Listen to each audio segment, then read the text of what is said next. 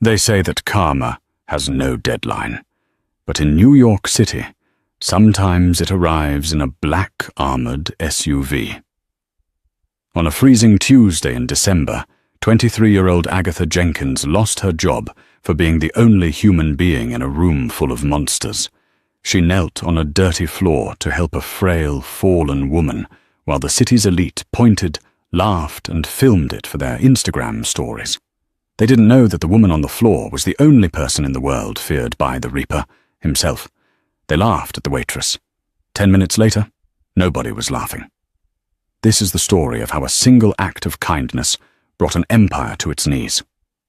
The invitation-only gala at the St. Regis, New York on East 55th Street was the kind of event where the air conditioning smelled like vanilla orchids and old money. It was the annual Winter Solstice Charity Ball, a title that Agatha Jenkins found ironic, considering the ticket price alone could have fed her entire neighborhood in Queens for a year. Agatha adjusted the collar of her stiff polyester uniform. It was 2 sizes too big, scratching at her neck. She had been working for Prestige Catering for 6 months, picking up double shifts to pay for her younger sister's dialysis treatments. Her feet, encased in cheap black flats from Walmart, were throbbing. She was invisible. That was the first rule Mr. Henderson, the floor manager, had drilled into them. You are furniture. You are ghosts. You refill the champagne, you clear the plates, and you do not exist. The ballroom was a sea of velvet tuxedos and gowns that sparkled like diamond dust. At the center of the room, holding court near the ice sculpture, was Tiffany St. Clair. Tiffany was the daughter of a real estate tycoon, a 26-year-old influencer whose smile never quite reached her cold blue eyes.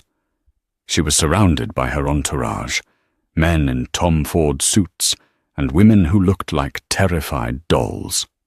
More Pinot Grigio, Tiffany snapped, not even looking at Agatha as she thrust her empty glass backward.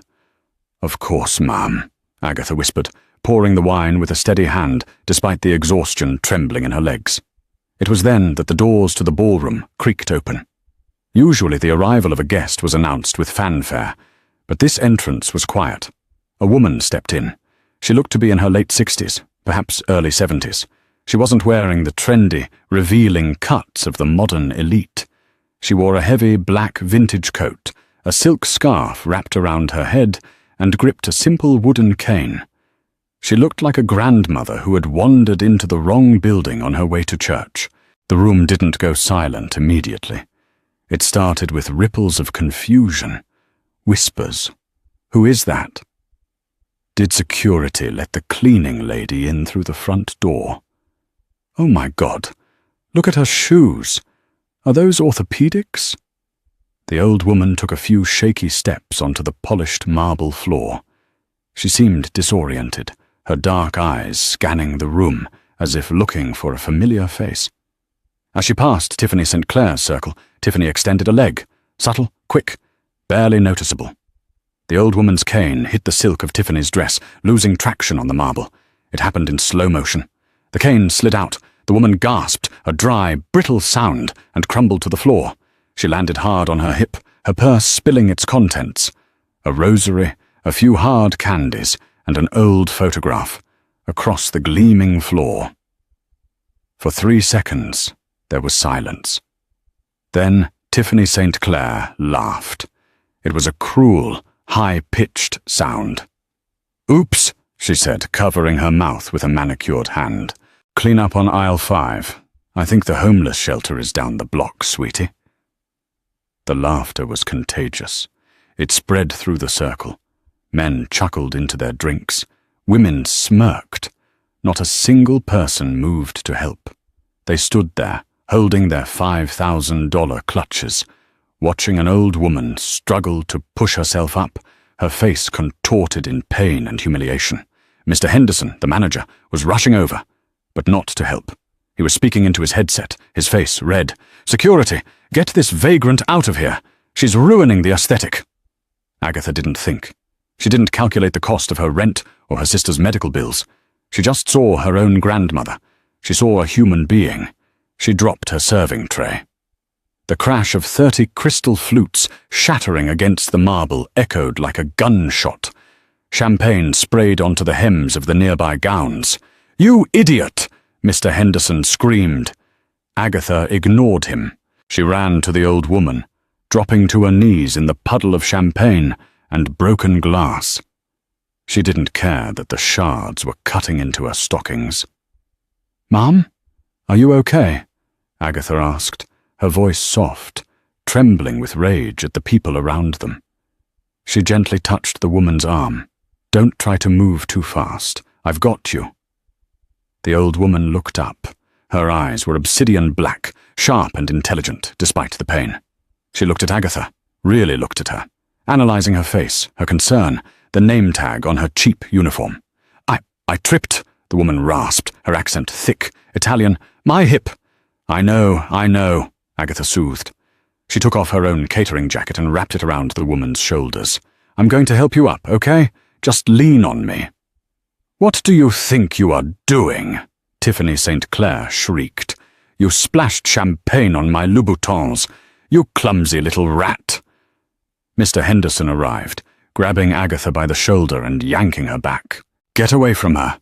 You're fired, Jenkins. Get your things and get out. Security is handling this trash." Agatha shrugged off his hand, her eyes blazing. "She's hurt. What is wrong with you people? She's an old woman." "She's a trespasser," Henderson spat. "And you are unemployed.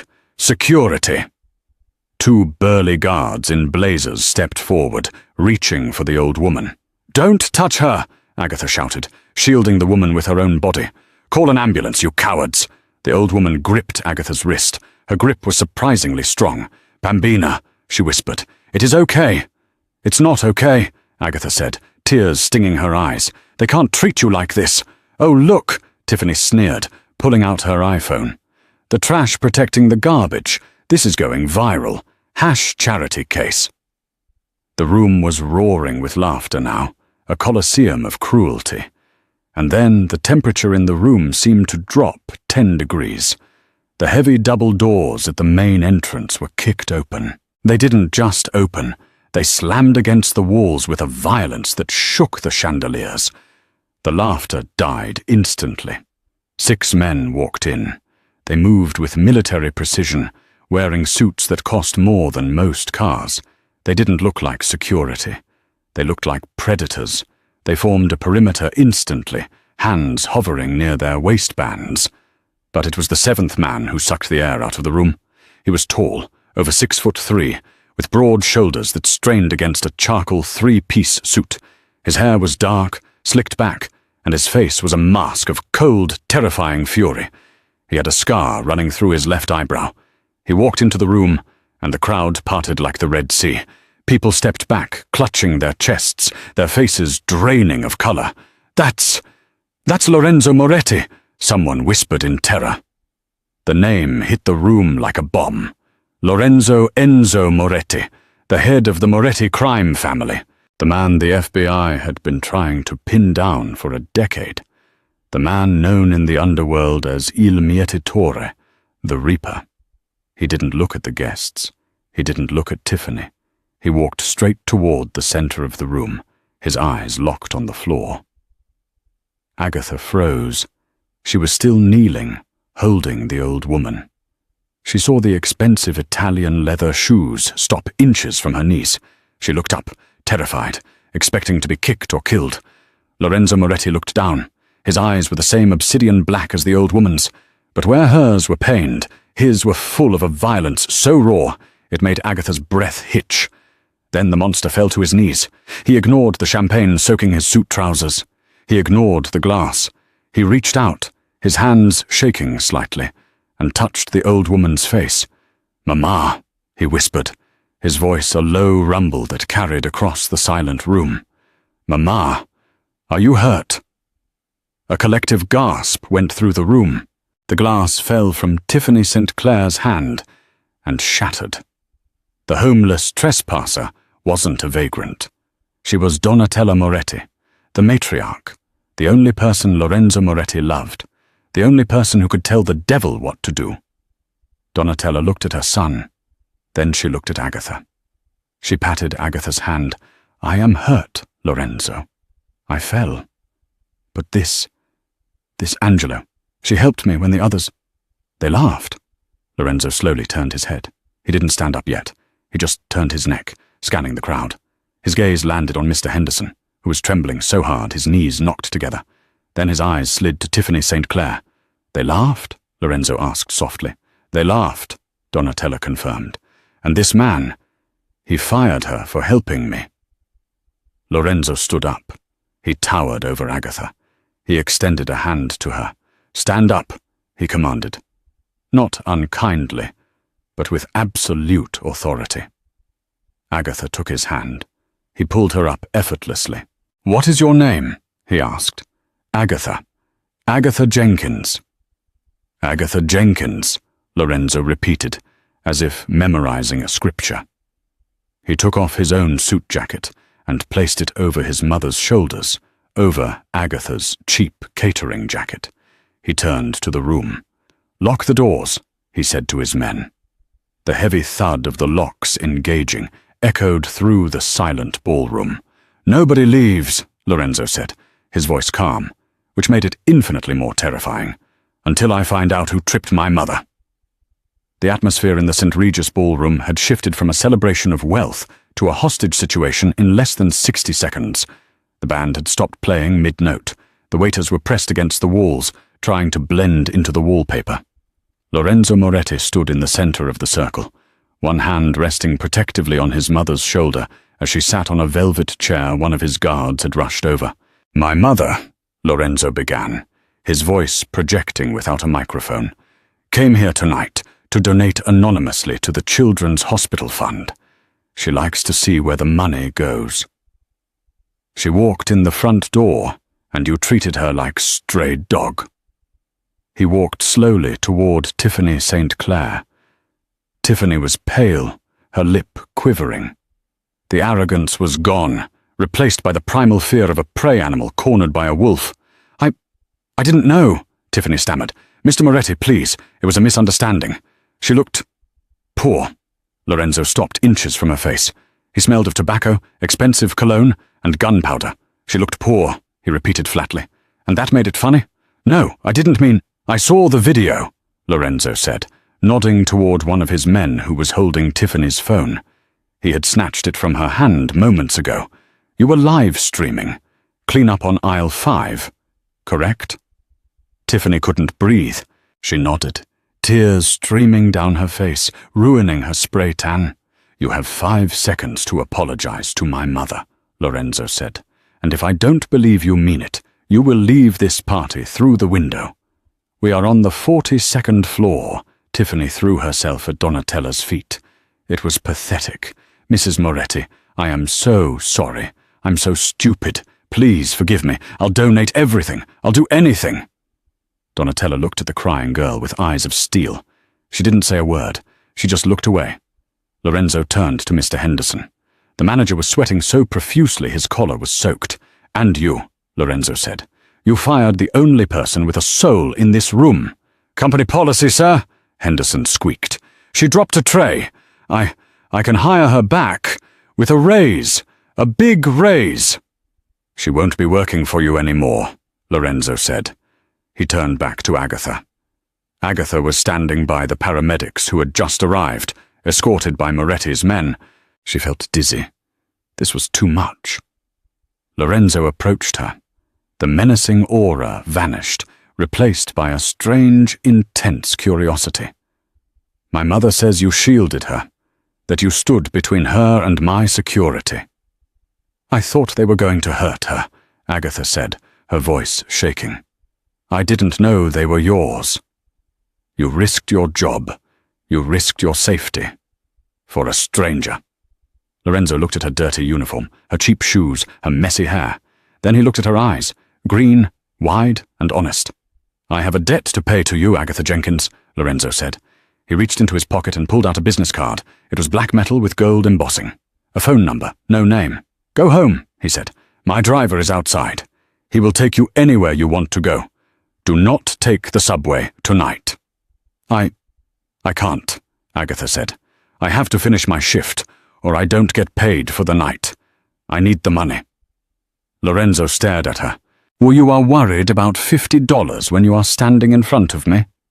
It's $120, Agatha corrected him, lifting her chin.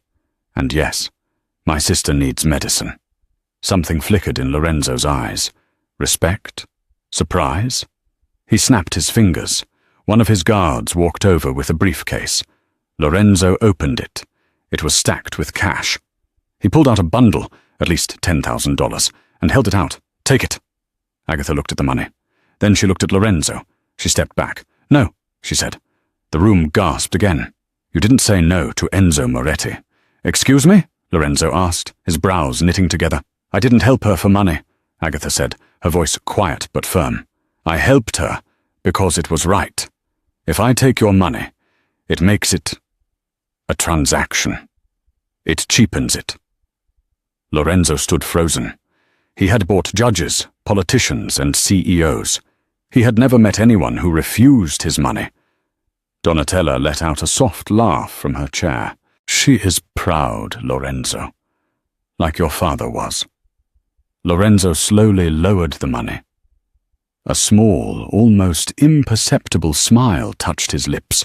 Very well. He turned to his men. Escort Miss Jenkins home.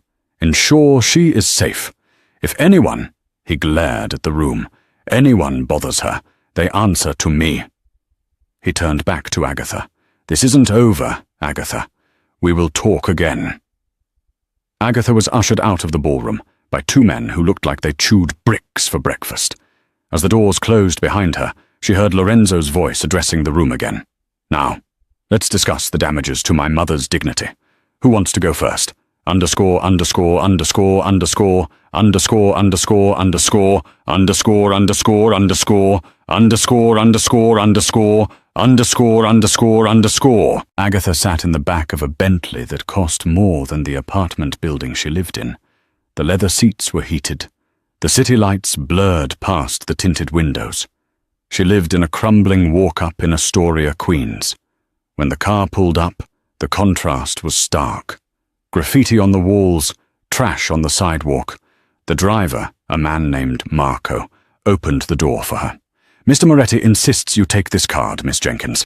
He said, if she refuses the money, tell her the favor remains. Agatha took the black metal card this time. She put it in her pocket. She walked up the 4 flights of stairs, her legs screaming in protest. She unlocked the door to apartment 4B. The smell of antiseptic hit her.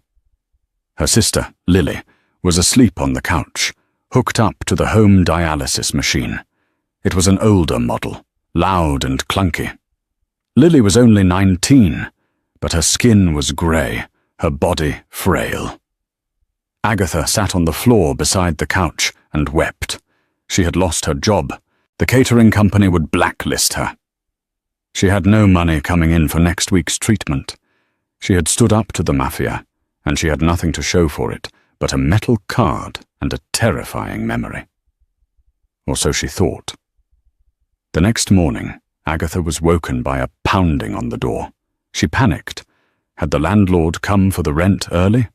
Had Henderson sent police? She opened the door, clutching her robe tight. Standing in the hallway was not the landlord. It was a man in a suit, holding a legal portfolio. Behind him stood 2 movers. Miss Agatha Jenkins? The man asked. Yes. My name is Arthur Pennington.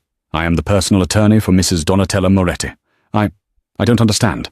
Mrs. Moretti was quite taken with you, Agatha, the lawyer said, stepping into the cramped hallway. She did some research last night. She knows about your sister. She knows about your debts. She has no right to— She has every right, Pennington interrupted gently, because as of this morning, the Moretti Foundation has purchased the building. Agatha's mouth dropped open. The building. This apartment building, Pennington clarified, and the one next to it, and the hospital where your sister receives her primary care. He handed her a thick envelope. Mr. Moretti offers you a job, not as a waitress.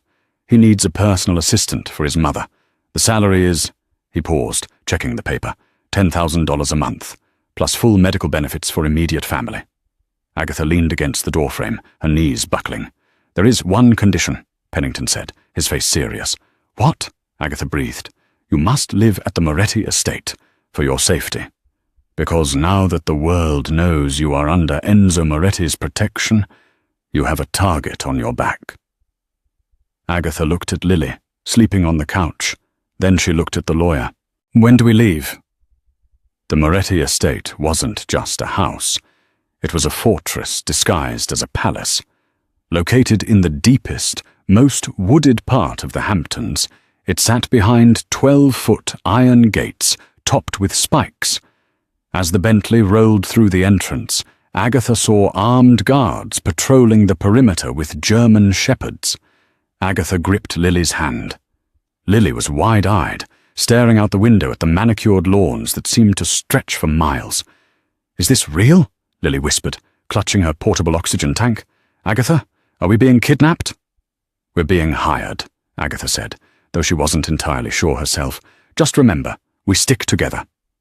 The car stopped in front of a limestone mansion that rivaled the White House in size. The massive oak doors opened, and a line of staff stood waiting. But standing at the top of the stairs, alone, was Lorenzo Moretti. He had changed out of his suit into a black button-down shirt and dark jeans, but he looked no less dangerous.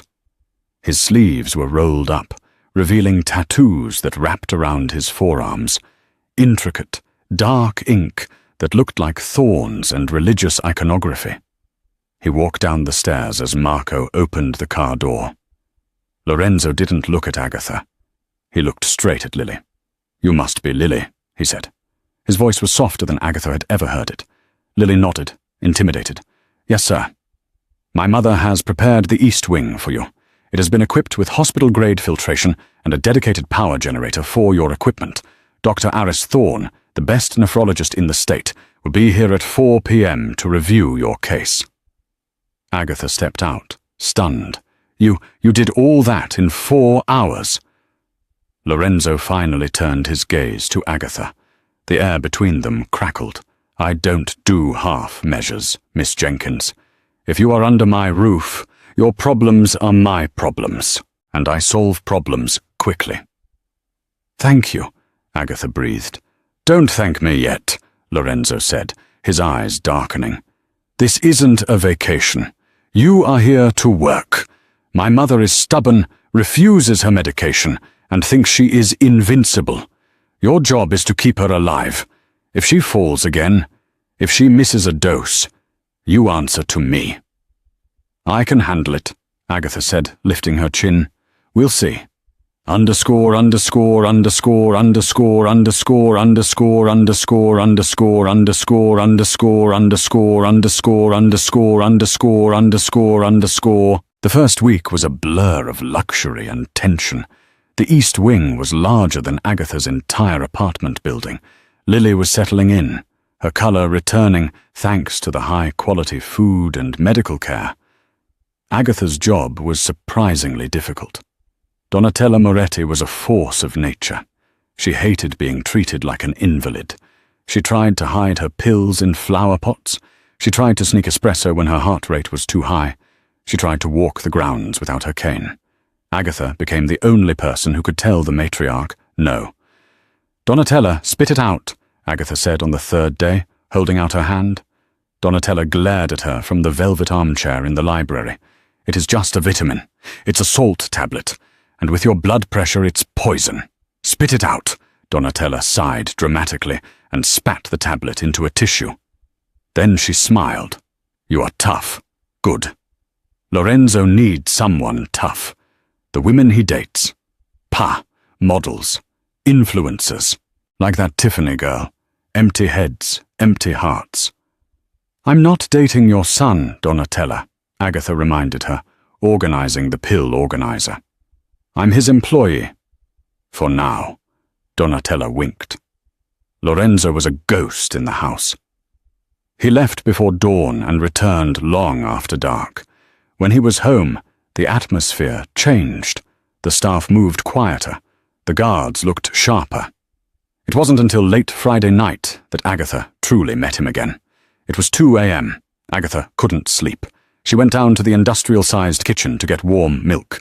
The house was silent, shadowed, and vast. She turned the corner into the kitchen and froze. Lorenzo was there. He was sitting at the island, a bottle of whiskey open in front of him, a half-empty glass in his hand. He was shirtless. Agatha gasped and turned to leave, but the image burned into her mind. Lorenzo's back was a roadmap of violence. Scars, knife slashes, bullet wounds, burns crisscrossed his skin. It was a map of a life lived in war. "Don't run away," his voice rumbled. He didn't turn around. "I can hear your heartbeat from here, Agatha." Agatha hesitated, then walked slowly into the kitchen. "I didn't mean to intrude. I just wanted milk." Lorenzo swiveled on the stool. His chest was just as scarred, but what caught Agatha's attention was a fresh bruise on his ribs, purpling and ugly. "Rough day at the office?" Agatha asked, her voice dry. Lorenzo huffed, a sound that might have been a laugh. "Hostile takeover. Negotiations broke down." "Does the other guy look worse?" "The other guy isn't breathing." The silence stretched. It should have been terrifying, but Agatha felt a strange pull toward him. He looked exhausted, not just tired, but soul-weary. "You're bleeding," Agatha said, pointing to a cut on his bicep. "It's nothing." "Sit still." Agatha went to the first aid cabinet she had organized for Donatella. She grabbed antiseptic and bandages. She walked back to him. Lorenzo watched her. He didn't move as she stepped between his spread knees. She poured antiseptic on a cotton pad. "This will sting," she said. "I don't feel sting." She dabbed the cut. He didn't flinch. His muscles were rock hard under her fingers. She could feel the heat radiating off him. Being this close to him felt like standing next to a furnace. "Why did you really take us in?" Agatha asked softly, applying the bandage. "It wasn't just because I helped your mother. You don't strike me as a charitable man." Lorenzo looked down at her. His hand moved almost involuntarily, hovering near her waist before he gripped the edge of the stool instead. "You're right. I'm not charitable. I'm possessive." Agatha looked up, locking eyes with him. "What does that mean?" "It means," Lorenzo said, his voice dropping to a gravelly whisper, "that in my world, loyalty is the rarest currency. You showed loyalty to a stranger who had nothing to offer you. That makes you rare. And I collect rare things. Is that all I am? A collectible?" Lorenzo leaned in. His face was inches from hers. She could smell the whiskey and the metallic scent of danger. "No, you are a liability, because looking at you makes me want to burn the world down just to keep you warm, and I can't afford that distraction." Agatha's breath hitched.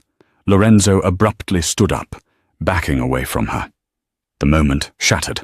"Go to bed, Agatha," he commanded coldly. "Lock your door." He grabbed the whiskey bottle and stormed out of the kitchen, leaving Agatha standing there, her heart pounding against her ribs like a trapped bird. The truce between Agatha and Lorenzo was fragile. They avoided each other for days, but the outside world was not so kind. 2 weeks into her stay, Donatella insisted on attending the opening of a new Italian restaurant in Manhattan, Il Cielo. "It is owned by the family," Donatella insisted, adjusting her diamond earrings. "I must make an appearance, and you, Cara, are coming with me." "I don't think Lorenzo would like that," Agatha said, feeling a knot in her stomach. "Lorenzo is not the boss of me," Donatella scoffed. "Besides, he will be there. We will be safe." Agatha was dressed in a gown Donatella had bought for her, a deep emerald silk dress that hugged her curves and left her back exposed. When she walked down the stairs, Lorenzo was waiting in the foyer, checking his watch. He looked up. He stopped checking his watch. His eyes swept over her, devouring her. For a second, his guard dropped, and pure, raw hunger flashed across his face. Then the mask slammed back down. "Put a coat on," he growled. "It's 70 degrees out," Agatha argued. "I don't care. Put a coat on. You're drawing attention." "That is the point," Donatella chirped, hooking her arm through Agatha's.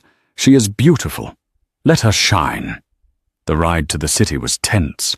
Lorenzo sat opposite them in the limo, typing furiously on his phone, but Agatha could feel his eyes on her every time she looked out the window.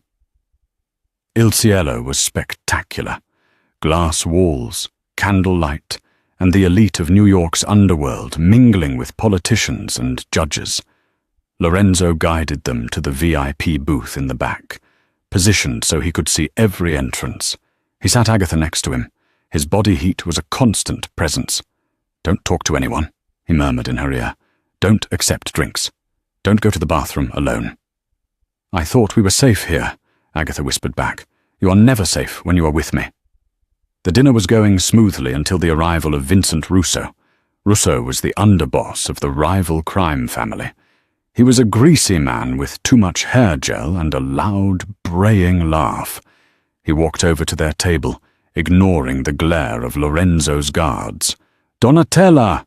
Russo boomed, leaning over the table, looking ancient as ever.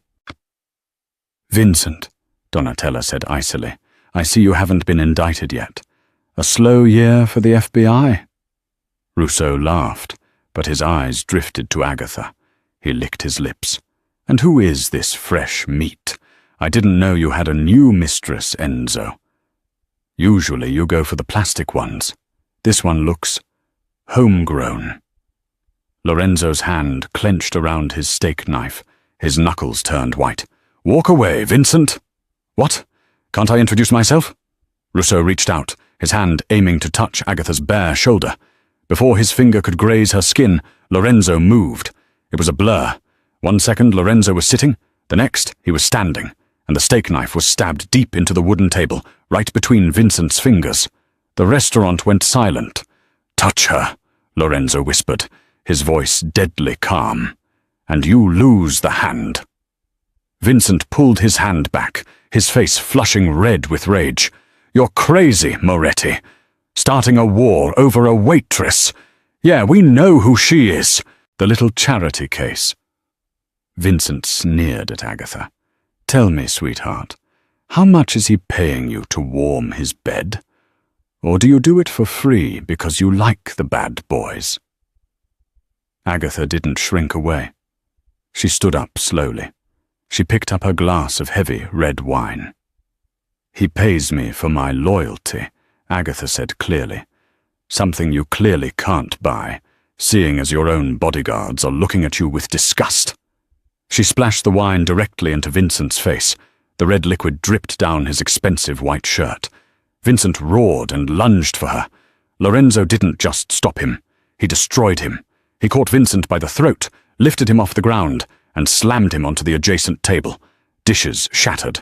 Women screamed. Lorenzo's gun was out in a flash, the barrel pressed against Vincent's forehead. "Give me a reason," Lorenzo snarled. "Please, give me a reason." Moretti's men had their weapons drawn, aiming at Vincent's bodyguards. The restaurant was a standoff. Donatella remained seated, calmly sipping her water. "Lorenzo," Donatella said softly, "not here. The risotto is excellent. Do not ruin the chef's night." Lorenzo stared at Vincent, his eyes burning with a dark fire. He slowly lowered the gun, but he leaned in close to Vincent's ear. "If you ever look at her again, I will cut your eyes out. If you speak her name, I will cut your tongue out. Get out," he dropped Vincent. The rival underboss scrambled up, humiliated, dripping wine. He pointed a shaking finger at Lorenzo. "This isn't over, Moretti. You just signed your death warrant." Vincent stormed out. Lorenzo turned to Agatha. She was shaking, the adrenaline crash hitting her. He grabbed her hand, too hard, and pulled her towards the exit. "We are leaving! Now!" "Lorenzo, you're hurting me," Agatha gasped as he dragged her through the kitchen to the back exit. He didn't stop until they were in the alleyway, the cold night air hitting their faces. He pinned her against the brick wall. He wasn't hurting her, but he was trapping her, his body pressing her into the bricks. He was breathing hard, his pupils dilated. "Are you insane?" he shouted. "You threw wine at Vincent Russo. Do you have a death wish?" He insulted you. He insulted me, Agatha yelled back. I wasn't going to let him talk to us like that. You don't understand. Lorenzo slammed his hand against the wall next to her head. These aren't rude customers at a diner, Agatha. These are killers. He would have put a bullet in your brain without blinking. I felt safe because you were there, Agatha cried. I knew you wouldn't let him hurt me. The confession hung in the air. Lorenzo stared at her, his chest heaving. You trust me? Yes. You shouldn't. Why? Because you're a monster. Agatha reached up, her hand trembling, and touched the scar on his eyebrow. I don't see a monster. I see a man who just defended his family.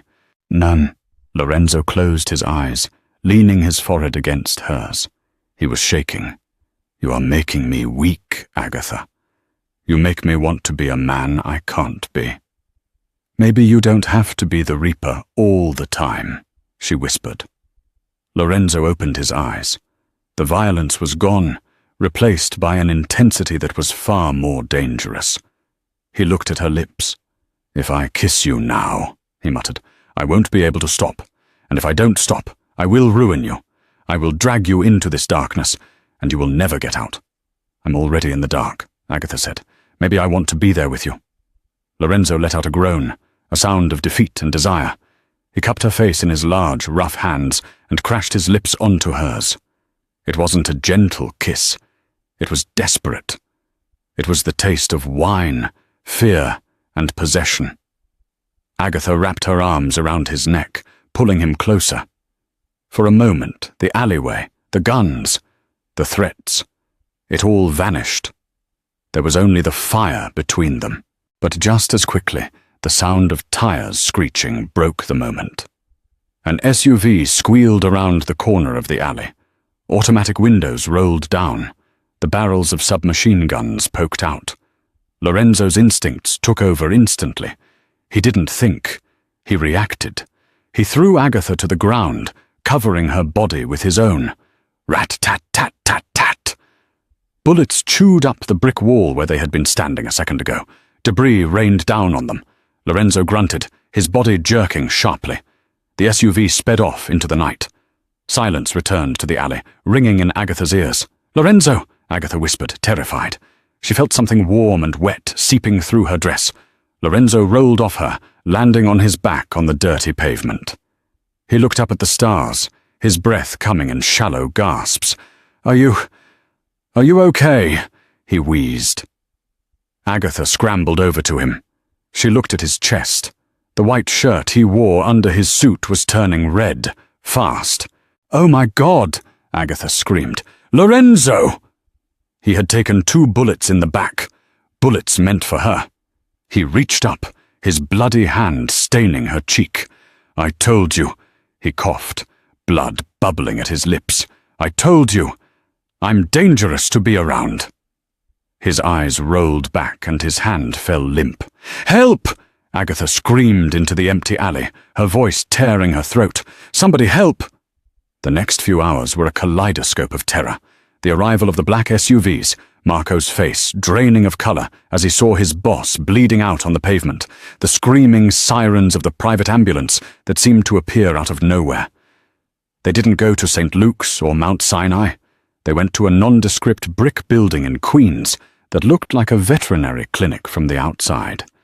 Inside, it was a state-of-the-art trauma center, staffed by doctors who knew better than to ask questions and were paid in cash bribes that rivaled lottery winnings. Agatha refused to leave Lorenzo's side.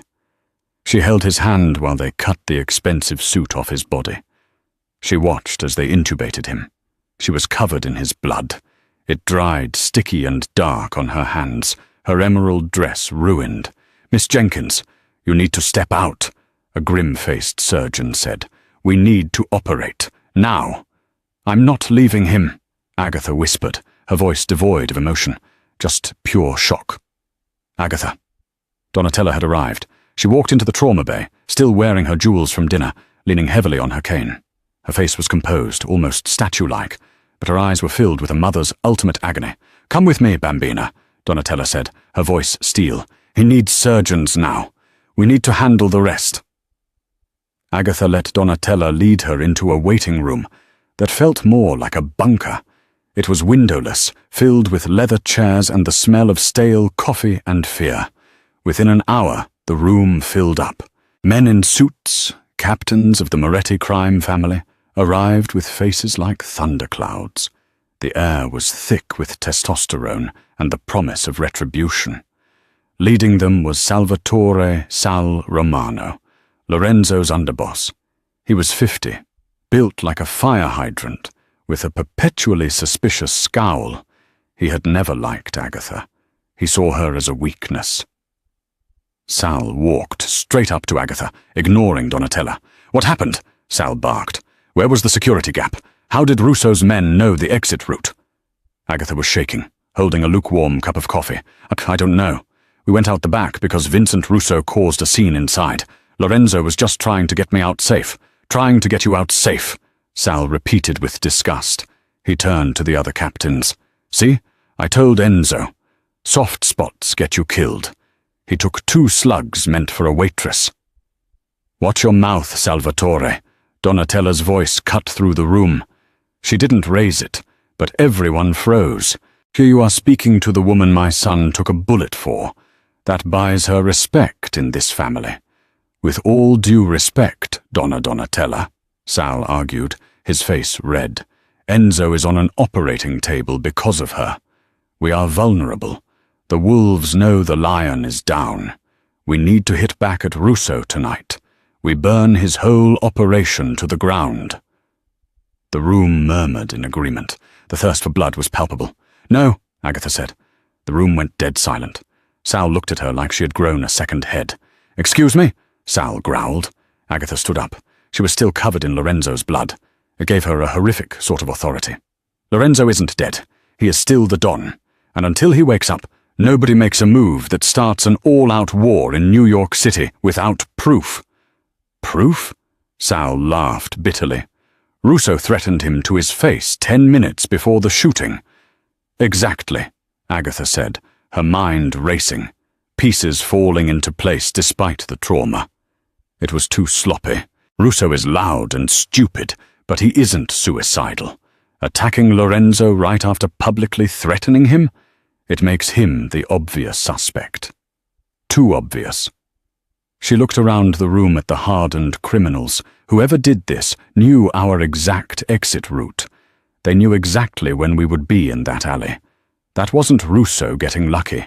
That was an inside job. The accusation hung in the air like poisonous gas. To suggest a traitor in the Moretti inner circle was a death sentence.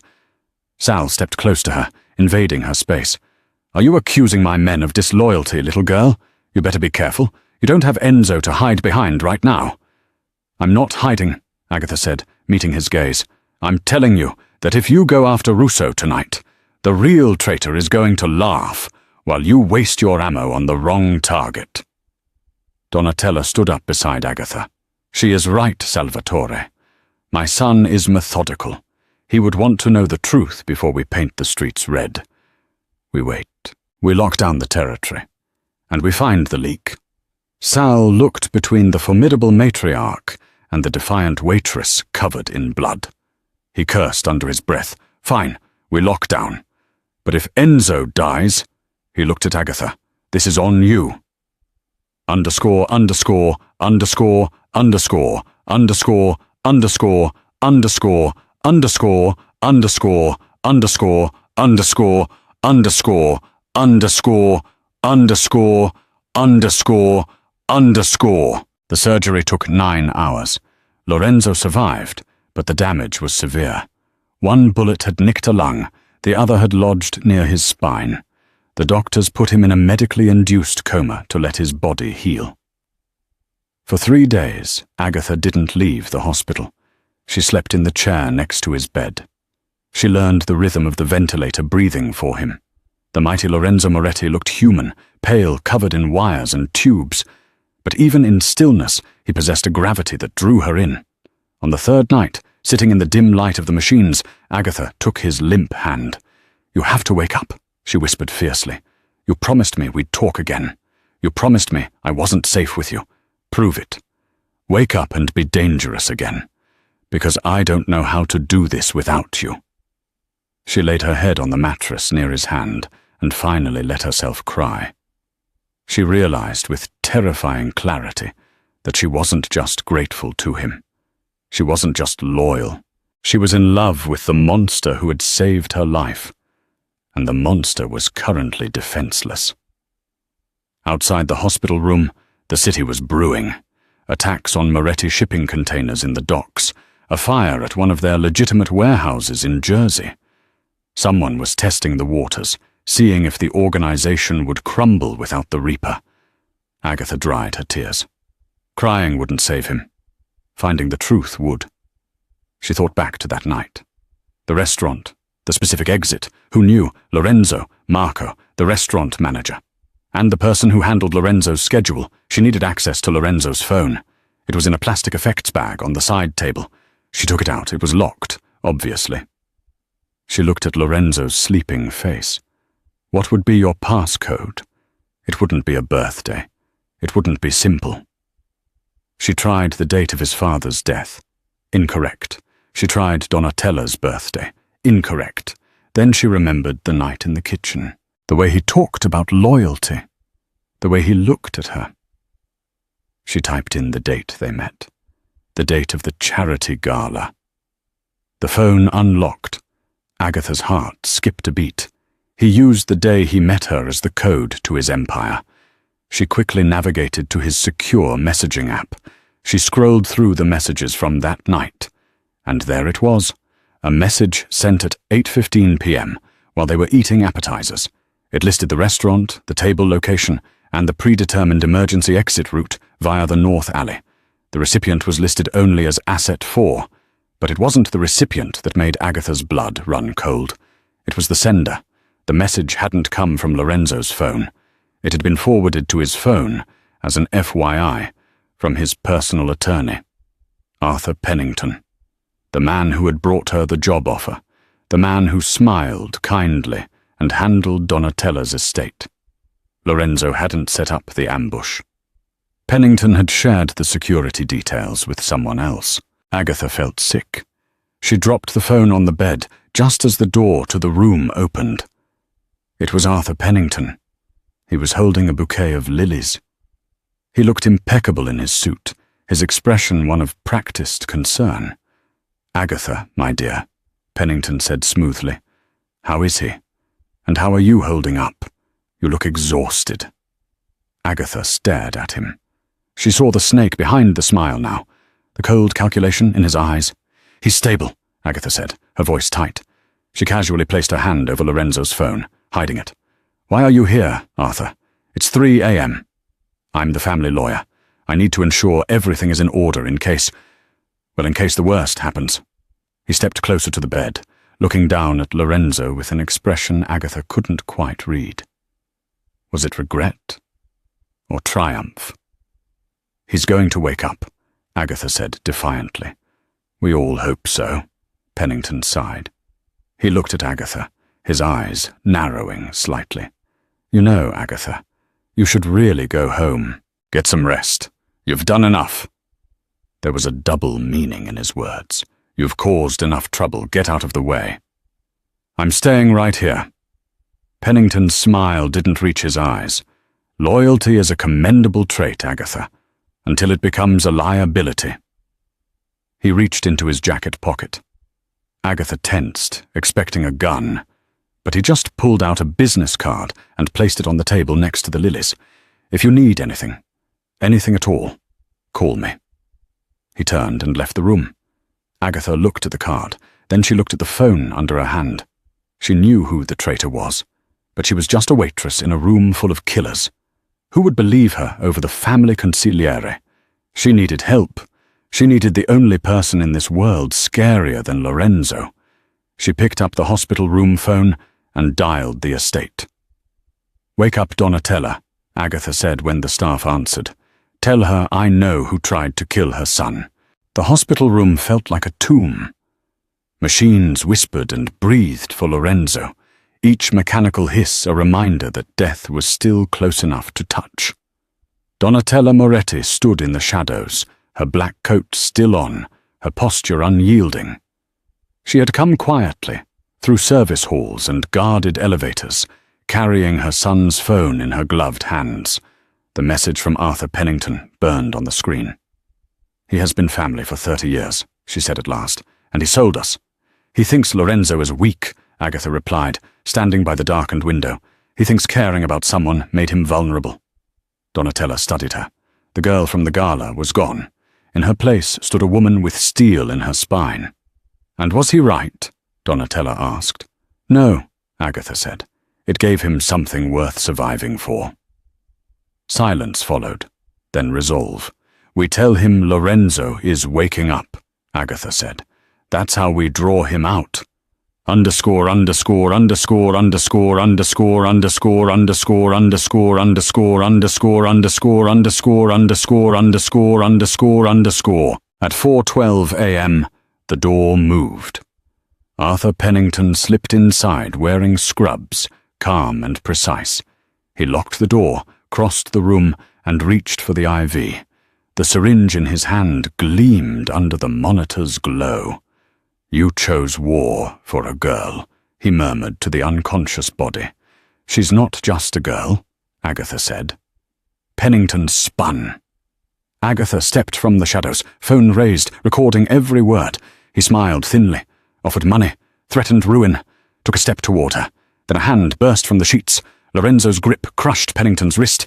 His eyes were open, clear, burning, alive. "I was never asleep," Lorenzo rasped. "I was waiting." The syringe fell. Pennington begged, promised everything. One shot ended it.